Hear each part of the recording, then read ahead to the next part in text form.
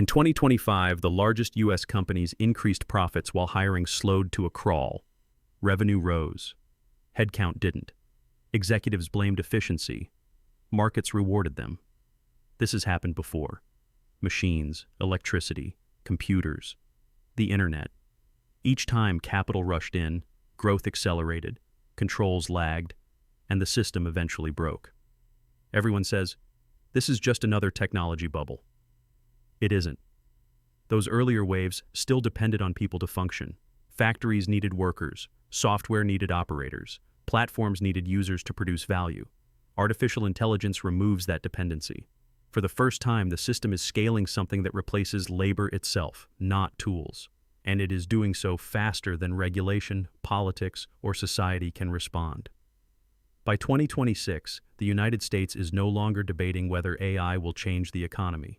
It is discovering what happens when an economy can grow without most of the people inside it. That is the real problem. And once you see how it works, the direction becomes impossible to ignore. Here is what is actually driving this. In large U.S. service companies, labor is the single largest expense, not software, not offices, people.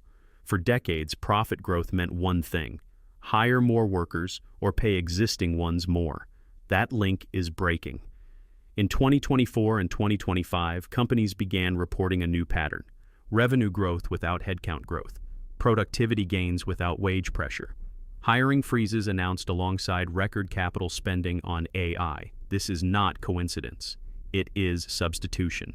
AI is being deployed first in roles that are easy to measure and hard to defend: analysis, customer support, compliance, content, internal decision workflows.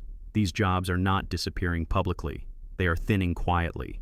Teams are not fired. They are simply not replaced. Markets understand this immediately. Earnings calls that mention AI-driven efficiency are rewarded. Cost reductions tied to automation lift valuations even when growth slows. This tells you what matters. Markets are not pricing innovation. They are pricing margin expansion without labor. Once that signal is sent, it spreads. Competitors copy it. Boards demand it. Executives who resist are punished. This is how a structural shift begins, not with a crash, but with incentives aligning in one direction. And once capital discovers a way to grow without sharing income with labor, it does not unlearn it. Capital has followed the same pattern for 2 centuries. First came mechanization. Factories replaced craftsmen. Output surged, wages fell. Then unrest followed. Next came electrification. Productivity exploded. Small businesses collapsed. Monopolies formed. Regulation arrived late after damage was done. Then computers. Office labor was hollowed out. Middle management shrank. Efficiency rose faster than incomes. Then the internet. Distribution was eliminated. Platforms absorbed entire industries. A few companies scaled globally. Most people became users, not owners. Every time, the same argument was made: this will create new jobs. And it did. But only after long periods of instability, inequality, and social stress. And every wave still depended on human input to function. Factories needed workers. Software needed operators. Platforms needed creators. AI breaks that pattern. This is the first technological wave where labor is not displaced temporarily. It is bypassed structurally. The system is no longer asking how to make workers more productive. It is asking how to remove them from the equation entirely. That shift changes everything. Because once labor stops being an input, it stops being a stakeholder. Wages no longer rise with productivity. Employment no longer anchors demand.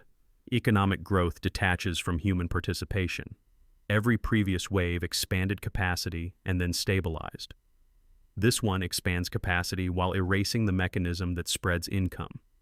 That is why comparisons to past technology cycles fail.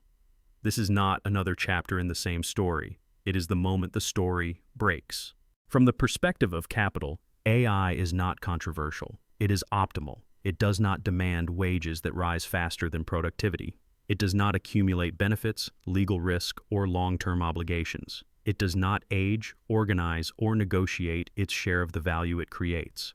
Once built, it can be duplicated endlessly at near zero marginal cost. What takes years to train in humans can be deployed globally in minutes. The same capability, copied across thousands of processes, markets, and time zones without friction. Human labor scales slowly and expensively. AI scales instantly and asymmetrically. This is the calculation executives are making, quietly and methodically, not in speeches, but in operating models and balance sheets.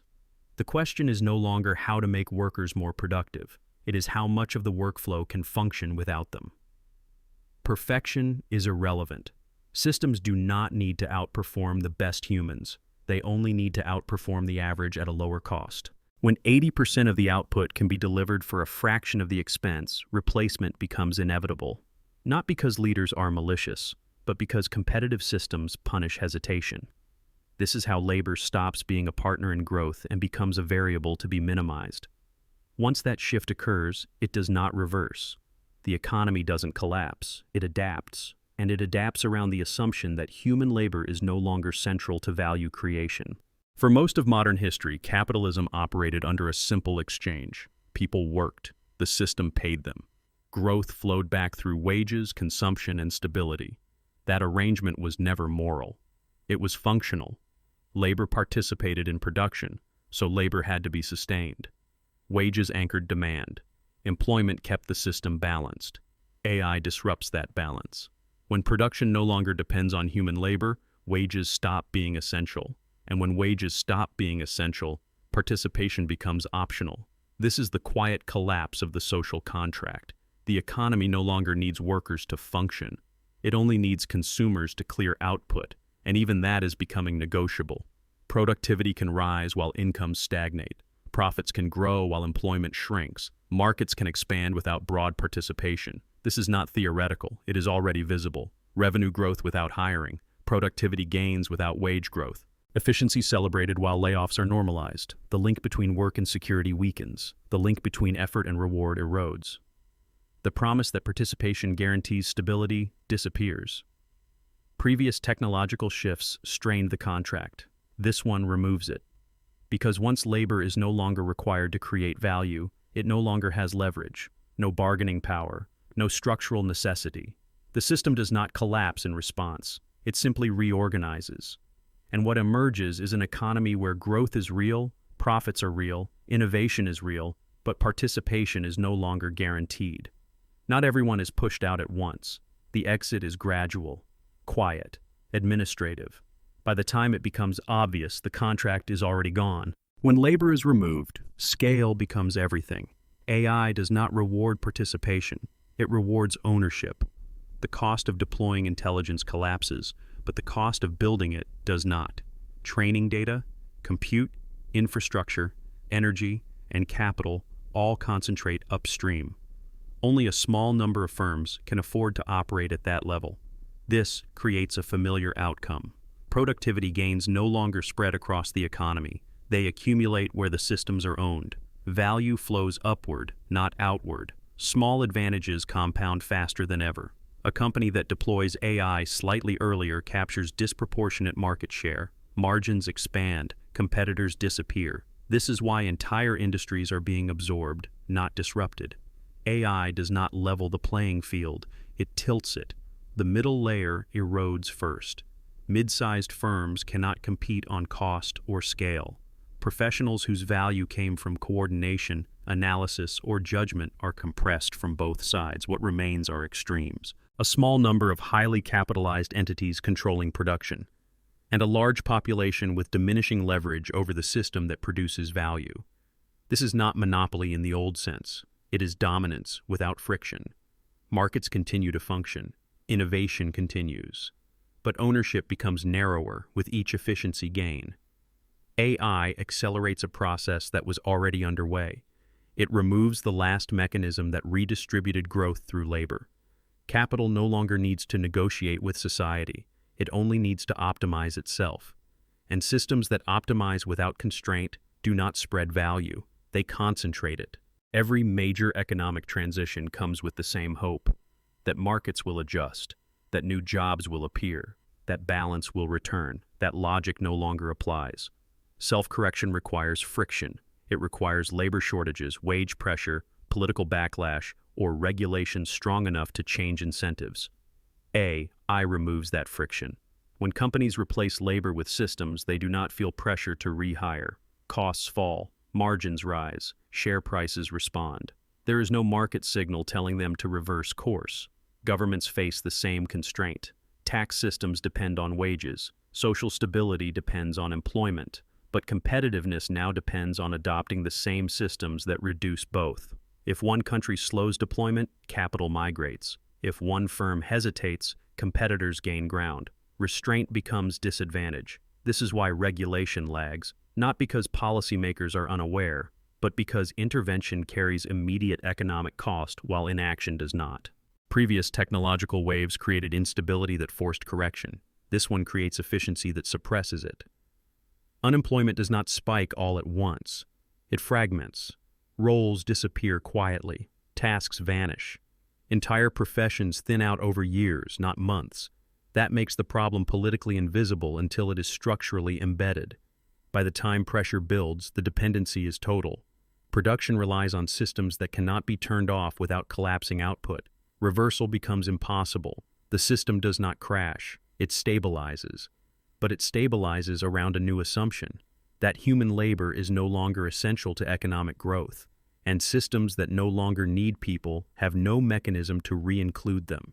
Artificial intelligence does not signal the end of the economy. It signals the end of an assumption. For generations, the system functioned because people were necessary. Work created income. Income created demand. Demand sustained growth. That loop is breaking, not through collapse, through efficiency. The economy will continue to grow. Markets will continue to rise. Innovation will continue to accelerate. But participation will narrow. Value will be created without broad employment. Wealth will accumulate without wage growth. Security will detach from effort. This is why the AI debate feels unsettled. Not because the technology is unclear, but because the implications are. The question is no longer whether AI will replace jobs. That question belongs to the past. The real question is what happens when an economic system no longer needs most people to function. There is no policy that solves that quickly, no regulation that reverses it cleanly, no historical precedent that offers comfort. This is not a moment of panic. It is a moment of recognition. The system is adapting to a new reality, one where human labor is no longer central to value creation. And once a system adapts, it does not return to what it replaced. It moves forward. Whether people move with it is no longer guaranteed.